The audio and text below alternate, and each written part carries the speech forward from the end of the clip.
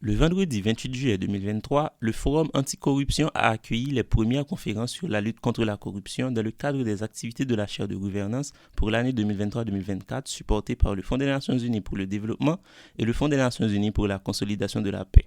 Cette activité a vu son déroulement assuré par la présentation de la Direction générale des impôts, éminemment représentée par Mme Marie-Guesseline Saint-Hilaire et M. Joseph Wilbert Montgérard, ainsi que la présentation de l'unité de lutte contre la corruption, représentée pour sa part par M. Renoir Laventure, assistant directeur des opérations.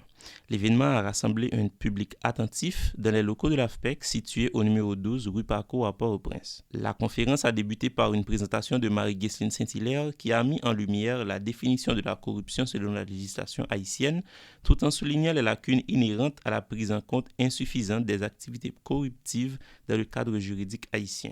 Elle a également mis l'accent sur la nature transnationale de ce fléau et le lien intrinsèque qu'il doit avoir entre la lutte contre la corruption et la mise en place de l'état de droit. La loi du 12 mars 2014 portant prévention et répression de la corruption. Ce texte, en son article 3, définit pour nous ce qu'est la corruption.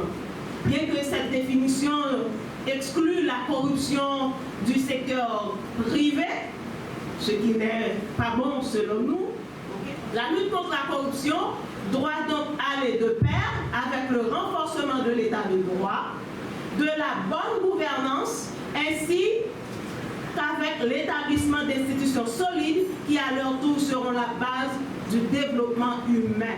M. Montgérard a enchaîné en évoquant le problème de conscience lié aux actes de corruption en Haïti. Il a souligné que cette pratique, étant ancrée dans nos comportements, rend la lutte contre ce fléau plus complexe. Il a profité également pour présenter la DGI, son cadre légal et ses attributions. Souvent, on pose des actes de corruption et on ne s'en rend même pas compte. Et c'est traduit souvent à travers des proverbes que nous créons derrière nous. Par exemple, dégager pas pécher. La Direction générale des impôts, c'est un service techniquement déconcentré du ministère de l'économie et des finances qui assiste ce ministère dans l'exercice de ses attributions en matière de mise en œuvre de la politique fiscale de l'État. C'est un organisme de l'État qui est très présent dans la vie des individus, dans la vie des citoyens, de la naissance jusqu'à la mort. Il a surtout saisi l'occasion pour mettre en lumière les dispositifs institutionnels et administratifs en place et également les possibilités d'amélioration, notamment en renforçant les dispositifs structurels et en adoptant les avancées technologiques comme voie pour y parvenir. En termes d'amélioration possible, nous voyons que c'est important que la DGI participe à une campagne de sensibilisation autour de la nécessité de l'impôt. Et puis, en termes de travaux à faire également, donc là, c'est la DGI doit tout mettre en œuvre pour améliorer la qualité des services.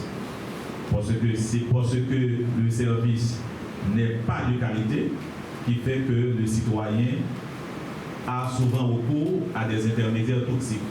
Donc là, si on améliore la qualité des services, c'est évident que la DGI pourra participer à réduire donc, des actes de corruption qui sont commis lorsque le contribuable aura à produire sa déclaration d'impôt.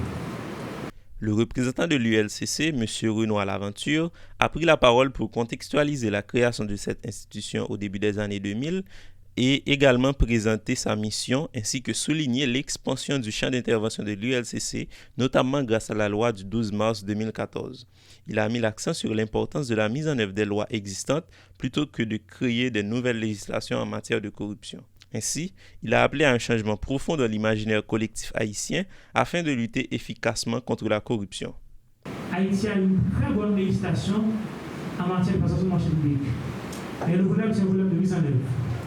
Vous comprenez par là que la lutte contre la corruption est une affaire nationale. Ce n'est pas seulement une affaire de l'ULCC, ça ne va pas marcher comme ça. C'est une affaire nationale, on doit être conscientisé pour voir si on peut changer l'imaginaire collectif haïtien.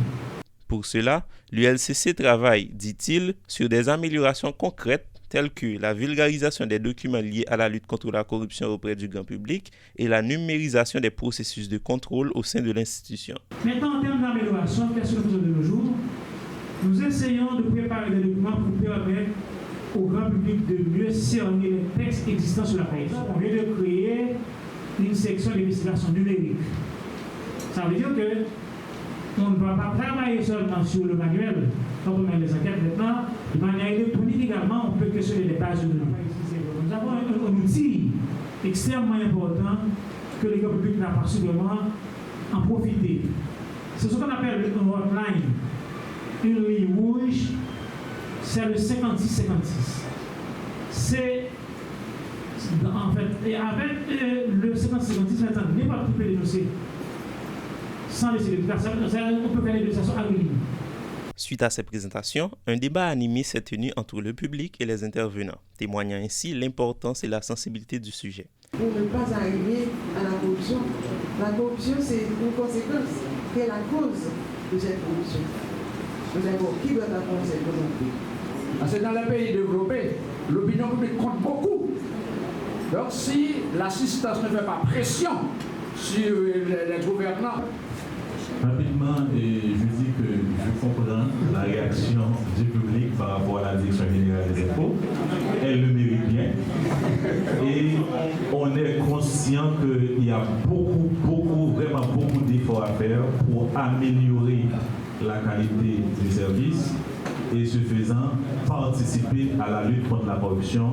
On s'y engage notamment à travers le plan stratégique 2023-2026. Bien, pour conclure, je dirais que pour lutter contre la corruption, je prends comme le propos, il faut une volonté politique au plus haut sommet. Car Haïti n'a pas vraiment un volet de législation, mais surtout un volet de mise en œuvre. Et il faut comprendre également que la lutte contre la corruption n'est pas seulement l'affaire des législateurs, c'est l'affaire de tous.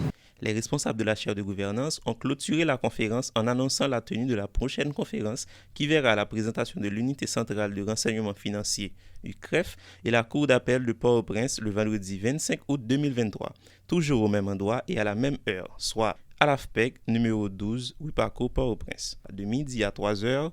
Ainsi, mesdames, messieurs, vous êtes tous déjà invités à la suivre. Pour plus d'informations, contactez le 36 17 89 41.